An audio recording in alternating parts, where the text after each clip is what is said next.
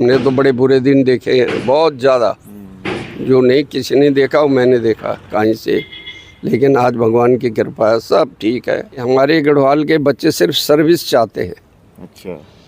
तो मेरा मंत्र तो ये है कि आप लोग बिजनेस क्यों नहीं करते। बहुत है बिजनेस में, एक से एक बिजनेस है। आप कुछ भी करो, आप जो बिजनेस से बढ़ सकते हैं सर्विस से नहीं बढ़ सकते।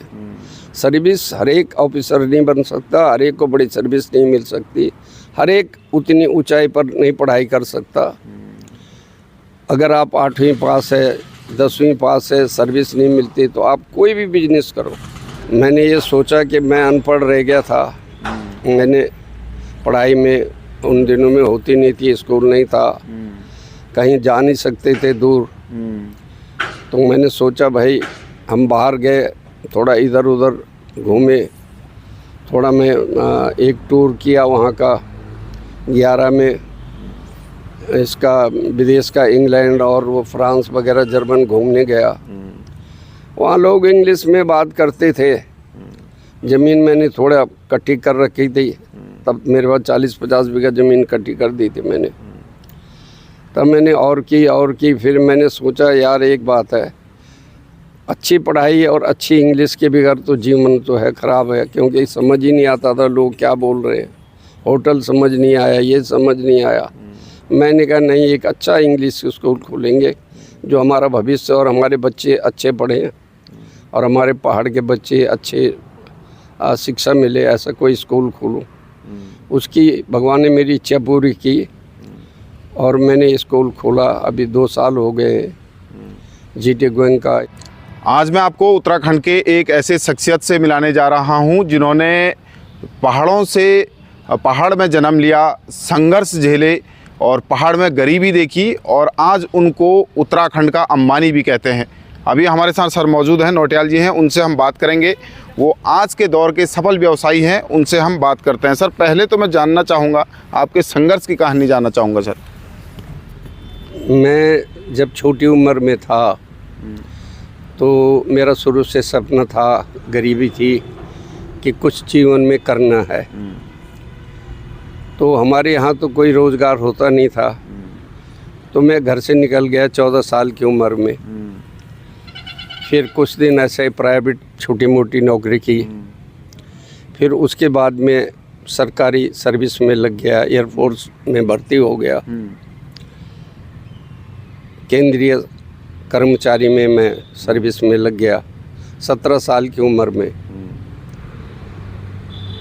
और मैंने 20-21 साल तक सर्विस की। मैंने सर्विस की इधर जोधपुर, लखनऊ, दिल्ली से मैं सोचा कि भाई इस सर्विस में, क्योंकि मेरी सर्विस जो है एक सीमित थी, उसके आगे एक छोटा मेरा प्रमोशन हो गया, उसके आगे मुझे कोई प्रमोशन नहीं होना था। तो मैंने सर्विस को जो है सोचा कि भाई लोग इधर उधर कुछ कर रहे हैं, जा रहे हैं, मैं यहीं रह जाऊंगा।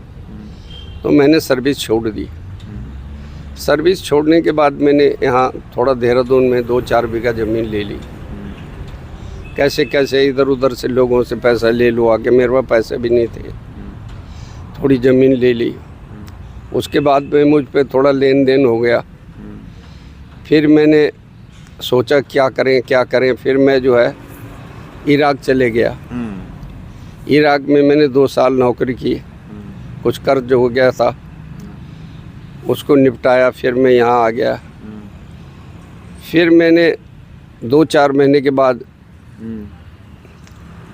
मुझे कुछ काम मिला, तो मैं निर्माण निगम में कुछ छोटी मोटी ठेकेदारी करने लग गया। फिर उस ठेकेदारी में भी रोटी पानी निकल रही थी, लेकिन मेरा जो है एक द्रोण होटल में मेरा जो है वो पैर एक्सीडेंट हो गया, मेरा पैर लग गया।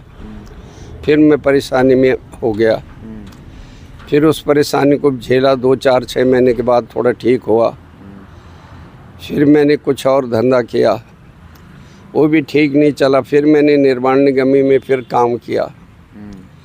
फिर मुझे कुछ फ़ायदा हुआ, फिर वो भी चलता रहा। फिर उसके बाद जो है मैंने ऐसे ही कुछ और काम किए, सप्लाई किए, इसके उसके, कभी घाटा हुआ कभी फ़ायदा हुआ। फिर भगवान ने जब कुछ पूरी परिश्रम किया उसके बाद मुझे कुछ फ़ायदा होने लगा। कभी हमने सिलेट बेची, कभी कपड़े बेची, कभी फिर हमने मार्बल की दुकान शुरू कर दी। फिर मार्बल की दुकान में मुझे भगवान ने काफ़ी अच्छी चली मेरी मार्बल की दुकान। तो चलते चलते काफ़ी अच्छी चली, तो मैंने फिर उसमें अच्छे मेरी प्रोग्रेस हुई।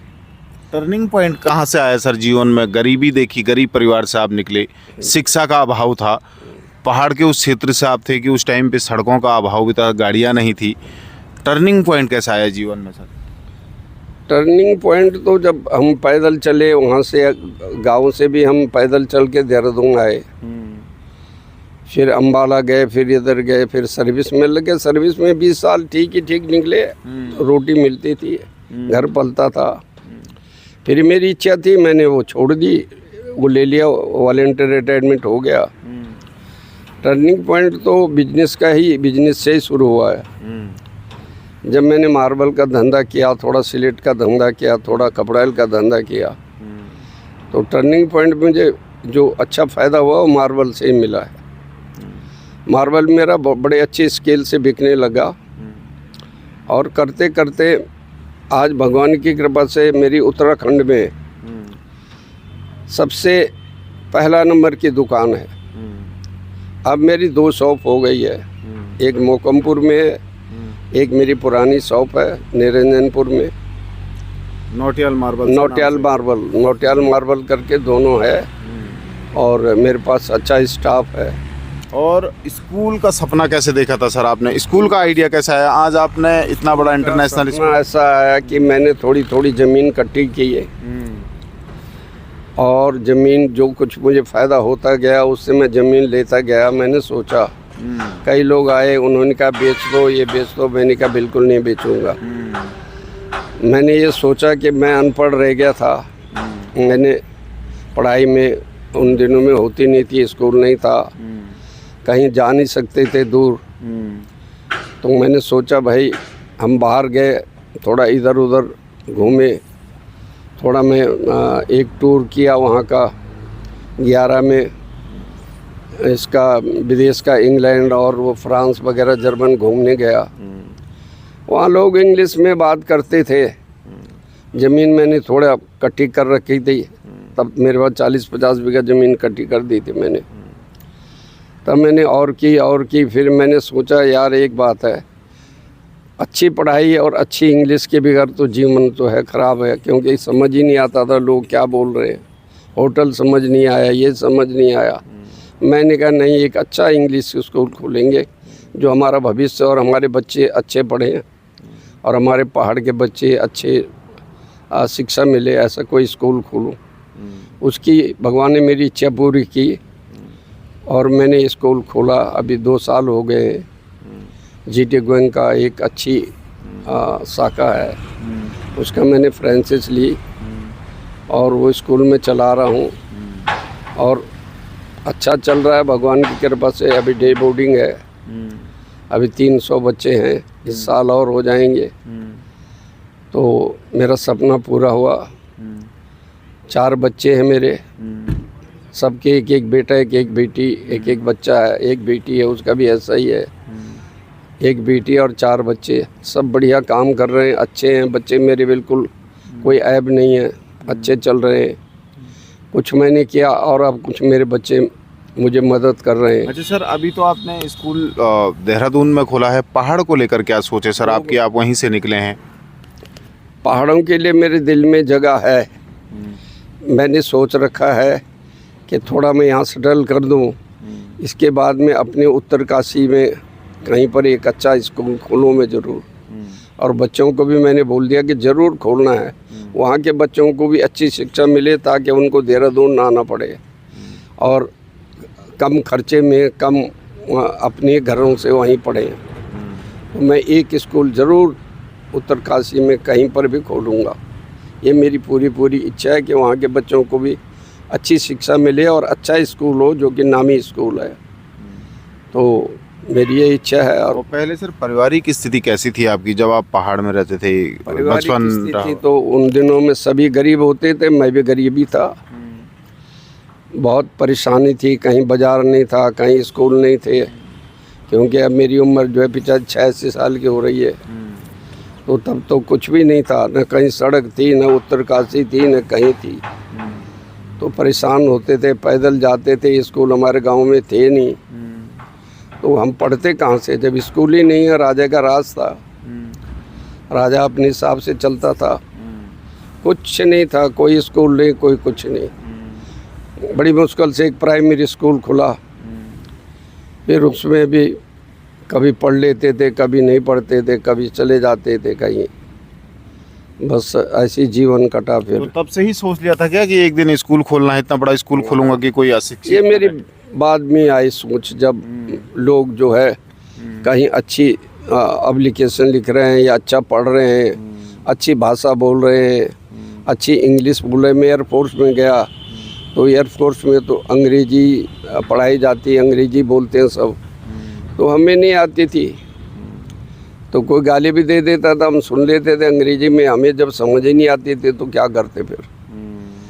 कोई कुछ बोलता था, कोई कुछ। तो ऐसे ही मेरी सोच आए कि नहीं, मैं भी एक दिन जो है, एक भगवान चाहेगा तो एक दिन अगर कभी भगवान मेरी सुनेगा तो मैं भी एक स्कूल खोलूँगा।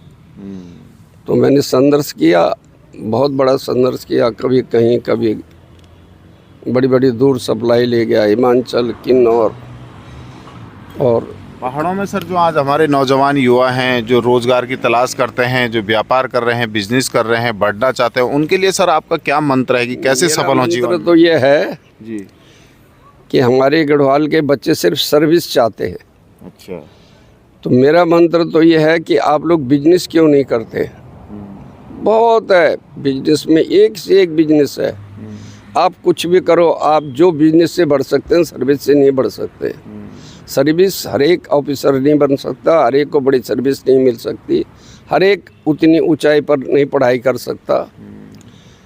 अगर आप 8वीं पास है, 10वीं पास है, सर्विस नहीं मिलती, तो आप कोई भी बिजनेस करो, कोई भी ऐसे बिजनेस करो जिससे आपका भला हो। गाँव में बहुत सारे रोज़गार हैं, एक से एक रोज़गार है। अच्छी खेती करो, अच्छी सब्जी उगाओ, अच्छी बिजनेस करो। बिजनेस से बढ़कर कुछ भी नहीं है। बिजनेस ही एक ऐसी चीज़ है कि आदमी को जो है तरक्की पे ले जाती है। मेरा विश्वास तो ये है कि बिजनेस होनी चाहिए। पलायन को लेकर क्या मानना है सर आपका? उत्तराखंड से जो पलायन हो रहा है लगातार, और खबरें आती है कि पलायन हो रहा है। पलायन गलत हो रहा है। हमारे यहाँ कमी है, रोड हर जगह हो तो पलायन कम होगी। थोड़ा सा हमारे यहाँ गवर्नमेंट ध्यान दे। हर गांव में जो है, जो ये चल रहा है कि होम स्टे बनाया जाए, जहाँ पर थोड़ा सा हुआ है वहाँ पर कुछ युवाओं को स्वरोजगार से जोड़ा जाएगा। बिल्कुल, युवाओं को स्वरोजगार से जोड़ा जाए, उनको नई नई चीज़ मिले, नई नई जड़ी बूटी मिले। हमारे यहाँ सब कुछ पैदा होता है। हमारे यहाँ मड़ुआ होता है, घावत होते हैं, हर चीज़ को। एक तो हमारे यहाँ जंगली जानवर है, उन जंगली जानवरों का कोई इलाज हो। गवर्नमेंट कहते हैं इसको मत मारो, उसको मत मारो, तो सारी फसल खा रहे हैं, तो उनका कोई इलाज हो तो हमारे यहाँ सब कुछ बढ़िया हो सकता है, बढ़िया एकदम। हमारे यहाँ की फसल बहुत महंगी जा रही है। अगर जंगली जानवरों का कुछ हो जाए तो हमारे यहाँ बहुत कुछ होता है और हमारी फसल बहुत महंगी जा सकती है और पूरा नाम हो जाएगा गढ़वाल का। अगर हमारे आपने जीरो से शुरू किया, गरीबी के दिन देखे, और आज आपको पहाड़ का अंबानी भी कहते हैं। इस बीच में जब आप संघर्ष कर रहे होंगे, कोई ऐसा आदमी था कि जिसने आपका साथ दिया हो या उस दौरान आपको पुशअप किया हो? साथ तो कभी किसी ने कहा था मुझे, मैं कोई छोटी बिजनेस कर रहा था, उसने कहा जूते का कांटा जूता ही ठीक होता है, जूते का कांटा जूता ठीक करता है। तो मैं उसकी भाषा समझ गया था कि मुझे जो है अपनी बिजनेस नहीं छोड़ना चाहिए, ठेकेदारी या जो ये बिजनेस से सप्लाई यही नहीं छोड़ना चाहिए। तो मैंने वही काम किया, फिर उससे मुझे फ़ायदा हुआ। अगर मैं छोटी मोटी काम करता तो फ़ायदा उतना नहीं होता।